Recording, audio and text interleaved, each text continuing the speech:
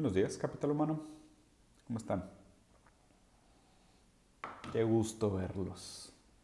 Y cuando digo qué gusto verlos es una completa mentira porque no sé quién me está viendo y probablemente ni los conozco ni los voy a conocer. Entonces, esto no es más que un ridículo monólogo hacia una pantalla negra que me refleja con una fantasía de relaciones sociales. Buenos días. ¿Cómo están?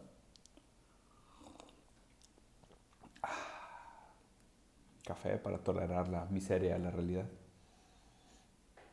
Interesante que la gente está tratando de sobrevivir. Mi hermoso capital humano. Llegamos al clímax del desarrollo humano donde somos comparables a un kilo de excremento, un kilo de oro, un kilo de diamantes, pero a fin de cuentas somos capital a ser consumido por la maquinaria. Vamos a ver qué está pasando con el mundo. ¡Yay! ¡Guerra! Eh, el 2020 sigue superando récords de viralidad. Se la está en Chile. Quien sea que sea el director que está dirigiendo el 2020 es un genio, güey. O sea, nos trae increíble. O sea, nos trae súper ganchados. O sea, si así hubieran hecho con Lord of the Rings, perdón, con Game of Thrones, creo que hubiera acabado mejor. La verdad es que se pone bien, ¿eh? O sea, creo que se esperaron al último trimestre, a la última parte del 2020 para sacar este tema de la guerra. Entonces creo que va a acabar bien. Digo, toda película así épica tiene que acabar con una guerra masiva. Creo que esto va a empezar como un pequeño conflicto armado, pero va a escalar. Pero ya, fuera de bromas, el tema de Armenia y Azerbaiyán está complicado. Ahorita les platico un poquito del tema. Vamos a ver qué más.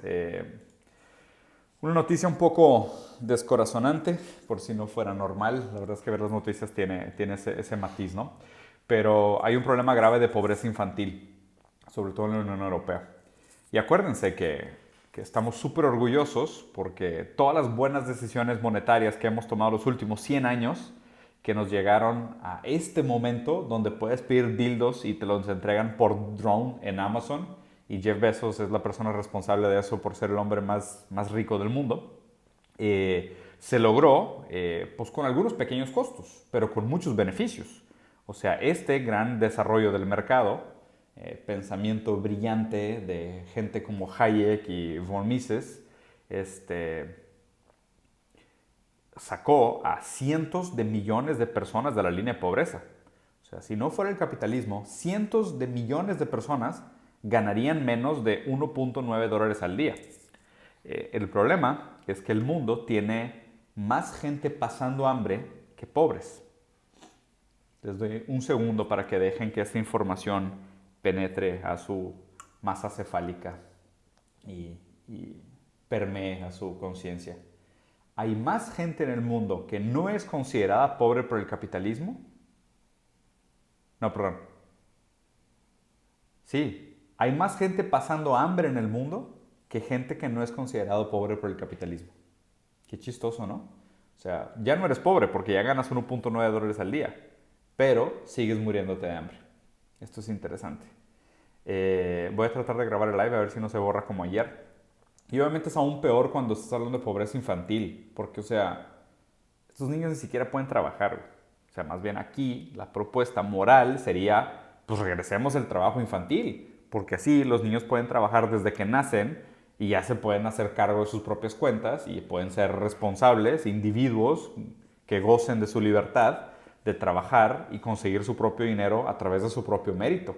Es la única solución lógica. O sea, la única solución lógica es, si aumenta la pobreza infantil, habría que ver por qué esos niños no tienen dinero, por qué no están ganando dinero, mandarles cursos de mentalidad de tiburón, permitir el trabajo infantil, enseñarles técnicas de cómo despertarse más temprano y comer más almendras para ganar todo en la vida, instalarles apps para ganar dinero en 3 simples pasos y que empiecen a ahorrar para comprar sus 3 primeros departamentos. Es la única solución viable. O sea, fuera eso, estamos perdiendo el tiempo completamente.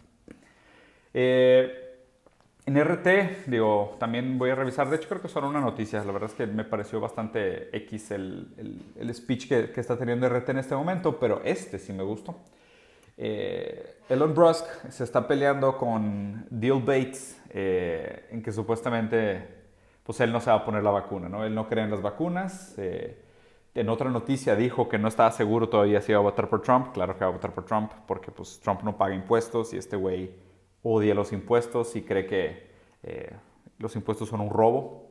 Entonces, para él el contrato social y la idea de que existan calles es completamente innecesario.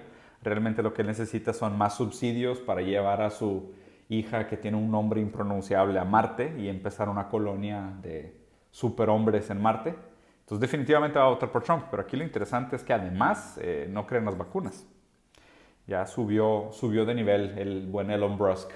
Ahora sí se está revelando cómo se alinean todas sus inclinaciones. Y qué raro, ¿no? Que una persona que supuestamente tiene una empresa que a principio, y obviamente si te vas a analizar te das cuenta que gran parte de ello es puro pedo, pero a principio se supone que su empresa es una empresa que promueve el rescate ambiental, o sea, la sustentabilidad.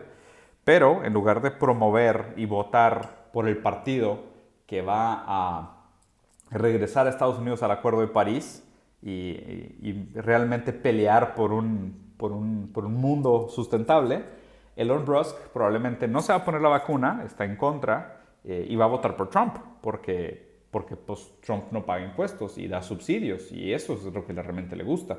Lo de vender carros eléctricos es porque hay subsidios, no necesariamente porque quiera salvar el mundo. Este es el verdadero superhéroe Elon Musk, ¿no? Es un tipazo, la verdad es que es un tipazo. Eh, Murió en Kuwait el Sheikh Sabah Emir a los 91 años de edad. La verdad es que era una persona que, digo, no me metí demasiado a investigar su historia, nomás leí un par de artículos sobre sus últimos 30 años, lo que logró. Pero yo creo que ya al final de su vida, después de haber gozado de una vida de privilegios y una acumulación prácticamente infinita de petróleo, trató de hacer muchas cosas por establecer la paz en Medio Oriente y mediar por diferentes países del Medio Oriente. Entonces supongo que la culpa acumulada durante la vida al final lo llevó a ser un viejito bastante empático. Lo cual no está mal, ¿eh? Digo, supongo que al final de tu vida, cuando te topas con la vergüenza acumulada de tus acciones y de haber participado probablemente de guerras y atrocidades, debe de ser muy difícil verse en el espejo. Entonces, pues tienes que hacer algo al respecto. Y la filantropía y tratar de resarcir tus errores es algo que se llama el sesgo de balance de equilibrio moral. Es algo que todo el mundo tiene. Nosotros creemos que alguien lleva una tabla Excel, contabilizamos lo que hemos hecho bien y lo que hemos hecho mal. Y tendemos a pensar que si hacemos una cosa mal, tenemos que hacer algo bien para tener un punto a favor y regresarnos a ese punto de equilibrio moral. Pero la vida no funciona así. Si estudiaran ética y moral, se darían cuenta que ese sesgo es una gran estupidez, pero pues eso es lo que hace que la gente al final de su vida done su dinero y haga filantropía y pues ayudaste a transformar el mundo y dejarlo como una cubeta de diarrea, pero uy, qué padre, gracias, ayudaste a que Qatar fuera considerado para más acuerdos comerciales para permitir que los sheiks de Qatar participaran del comercio internacional. Descansa en paz, estimado. No hay nada después de la vida, absolutamente nada. El conflicto armado de Azerbaiyán con Armenia escaló muy rápido. Los últimos 2 días empezó. Ya van, creo que 550 entre muertos y heridos. Un traguito de café para soportar la miseria de la existencia. El caso es que llevan 2 días. Las muertes escalaron bastante rápido. Es un territorio que está bastante peleado, bastante conflictivo. Obviamente la guerra es territorial. O sea, aquí hay un tema de que según un lado, el otro atacó primero. O sea, según Armenia, Azerbaiyán atacó primero y según Azerbaiyán, Armenia atacó primero. Aquí lo único que se sabe de intervención extranjera es que Turquía ya dijo que va a apoyar a Azerbaiyán de manera incondicional. Va a estar en contra de Armenia y de hecho supuestamente Turquía mandó 4.000 soldados que estaban en Siria a Azerbaiyán para proteger el territorio contra Armenia.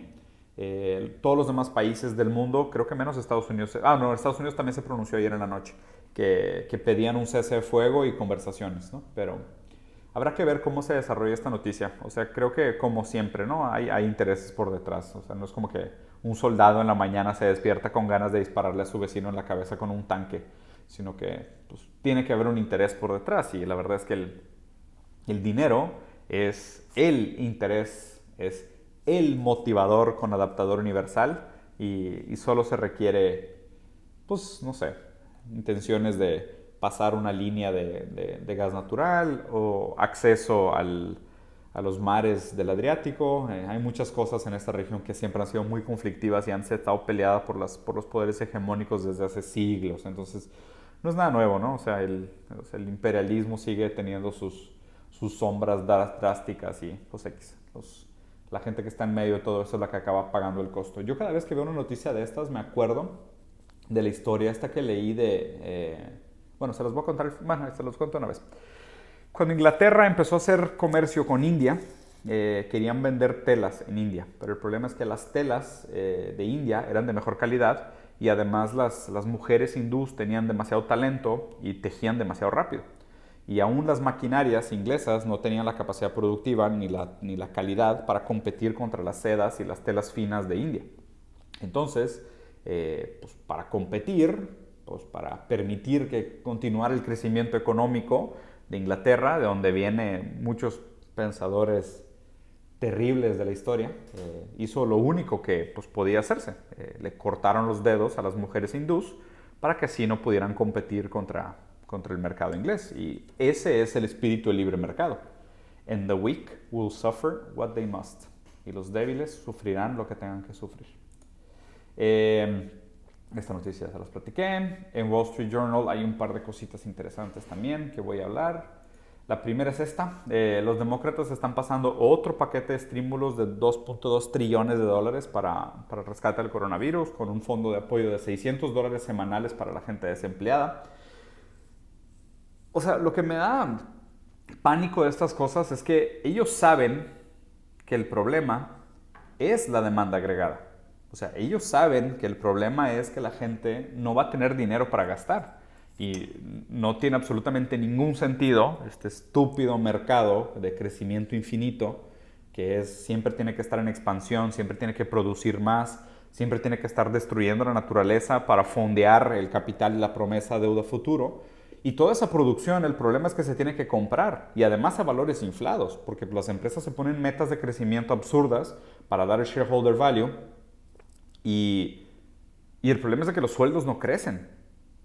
Llevamos 50 años con sueldos estagnados y solo crecimiento en el sueldo de los CEOs y altos directivos y el shareholder value de 950%, 970% en promedio global, pero el promedio del sueldo de la clase media y clase baja no se ha movido en los últimos 50 años. Y obviamente la gente sabe, el problema es, pues se va a generar endeudamiento.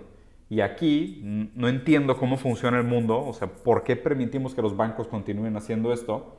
Los estados se endeudan, otro paquete de 2.2 trillones de dólares de estímulo para fondear el problema de demanda agregada, que es el problema real de la economía, que los sueldos son demasiado bajos y siguen aumentando los precios y los estándares de vida y los gastos de escuela, universidad y medicina y vivienda y demás siguen aumentando esos gastos, pero no suben los sueldos.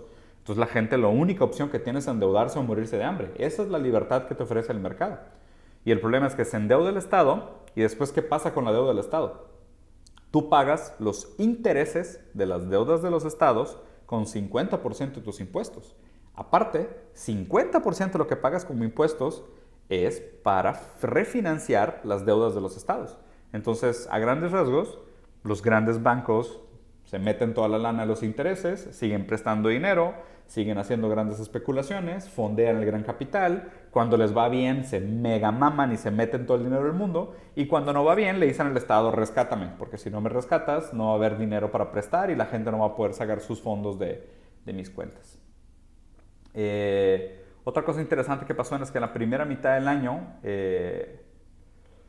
hubo un récord de cierre en las empresas de retail de Estados Unidos. Y en algún lugar leí que hasta 50% de la población trabajante de Estados Unidos está vinculada al mercado de calle. O sea, tipo a todas las tiendas, a cafés, tiendas de ropa, tiendas de electrónicos, tiendas de servicios y limpieza, lo que tú quieras, ¿no? 50% de Estados Unidos está vinculado a retail.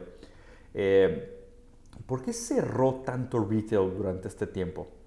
Digo, claro, está el tema del poder adquisitivo que les acabo de decir. Hay un problema grave de demanda agregada.